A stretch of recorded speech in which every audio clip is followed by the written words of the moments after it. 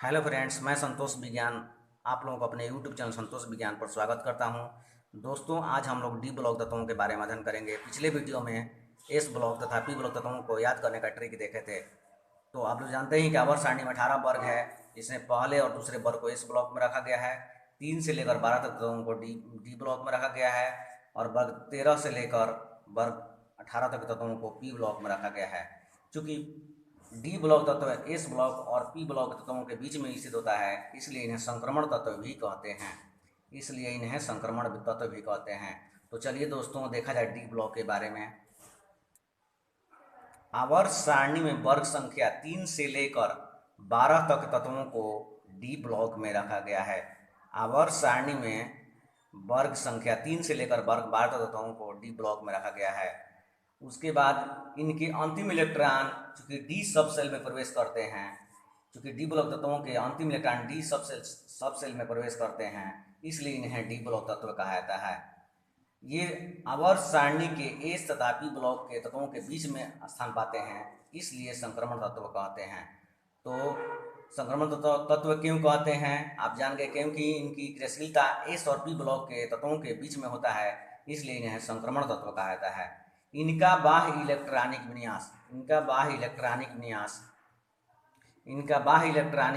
n-1 d1 से 10 ns 0 से 2 होता है। यानी कि n-1 डी में इलेक्ट्रॉन भरेगा और ns में इलेक्ट्रॉन भरेगा। डी में 1 से 10 तक इलेक्ट्रॉन भर सकता है और एस में 1 से 2 तक या 0 से 2 तक इलेक्ट्रॉन भर सकता है। चलिए देखा जाए, इस ब्लॉक के तत्वों को 4 संक्रमण श्रेणियों में बांटा गया है। इस ब्लॉक के डी ब्लॉक तत्वों को 4 संक्रमण श्रेणियों में बांटा गया है। ये मुख्य चीज है, डी ब्लॉक तत्वों को 4 संक्रमण श्रेणियों में बांटकर हम लोग अध्ययन करेंगे। तो पहला है प्रथम संक्रमण श्रेणी। इसे 3D श्रेणी भी बोला जाता है। प्रथम संक्रमण श्रेणी को 3D श्रेणी भी बोला जाता है। उसके बाद द्वितीय संक्रमण श्रेणी को 4D श्रेणी भी बोला जाता है। इसके बाद तृतीय संक्रमण श्रेणी को 5D श्रेणी बोला जाता है और चौथा है चतुर्थ संक्रमण श्रेणी को 6D श्रेणी बोला जाता है। क्यों प्रथम संक्रमण श्रेणी को 3D श्रेणी बोला जाता है? क्योंकि इनके इलेक्ट्रॉन 3D में प्रवेश करते हैं। 3D में प्रवेश 1 से 10 तक प्रवेश करते हैं, इसलिए इसे प्रथम संक्रमण श्रेणी बोला जाता है।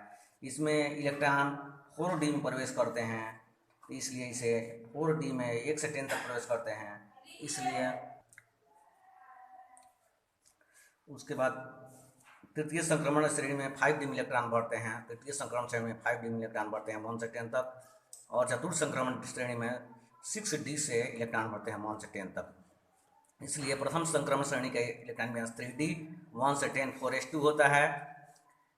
द्वितीय संक्रमण श्रेणी के इलेक्ट्रॉन 4D 1 से 10 5s2 होता है और तृतीय संक्रमण श्रेणी के इलेक्ट्रॉन विन्यास 5D 1 से 10 6s2 होता है और चतुर्थ संक्रमण श्रेणी के इलेक्ट्रॉन विन्यास 6D 1 से 10 7s2 होता है। दोस्तों, वर्ग तीसरे का बाह्य इलेक्ट्रॉनिक विन्यास D1ns2 होता है। n-1 D1ns2 होता है। इसी तरह इसमें D2s2 D3s2 D4s2 D5s2 D6s2 D7s2 D8s2 D10s1। इसमें थोड़ा सा वर्ग 11 का थोड़ा डिफरेंट होता है। इसमें D में 10 होता है इलेक्ट्रॉन और ns में 1 होता है। वर्ग 11 सबसे भिन्न होता है। इसमें D में 10 इलेक्ट्रॉन भरा होता है और ns 1 भरा होता है और वर्ग 12 में D10 और s2। तो दोस्तों, इसको ध्यान से देखिए। इसमें D1s2 D2s2 D3s2 D4s2 D5s2 D6s2 D7s2 D8s2, इसमें D10s1 और इसमें D10s2। तो इसको याद करने का ट्रिक देखा जाए, प्रथम संक्रमण समय हम लोग प्रथम संक्रमण श्रेणी को याद करेंगे, द्वितीय संक्रमण श्रेणी को याद करने का ट्रिक देखेंगे, तृतीय संक्रमण श्रेणी को याद करने का ट्रिक देखेंगे और चतुर्थ संक्रमण श्रेणी को याद करने का ट्रिक देखेंगे। तो आप याद रखिए, शक्ति वाले कर्मों से मैं लोहे को निगल कर जिंदा हूँ। शक्ति वाले कर्मों से मैं लोहे को निगल कर जिंदा हूँ। देखिए, शक्ति का मतलब स्कैंडियम, शक्ति में Sc और Ti, शक्ति स्कैंडियम और Ti से टाइटेनियम, वाले से V वैनेडियम, कर्मों से Cr क्रोमियम, मैं से मैग्नीज मैग्नीज, लोहा से आयरन Fe, को लोहा को तो कोबाल्ट, निगलकर निकेल, जिंदा निगलकर कर में कॉपर Cu कर कॉपर, और जिंदा हूँ Zn। दूसरा है इस तरह शक्ति वाले कर्मों से मैं लोहे को निगलकर जिंदा हूँ।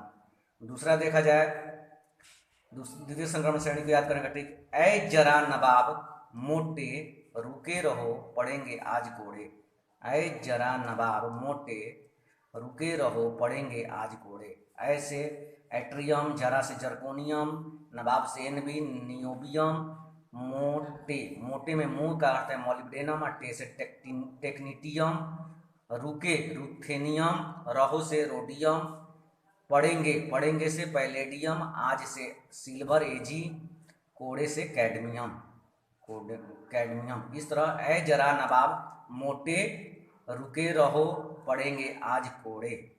अगला है ला हफ्ता वरना रे, उस में इधर से पढ़ेंगे और हथौड़े। ला हफ्ता वरना रे, उस में इधर से पढ़ेंगे और हथौड़े।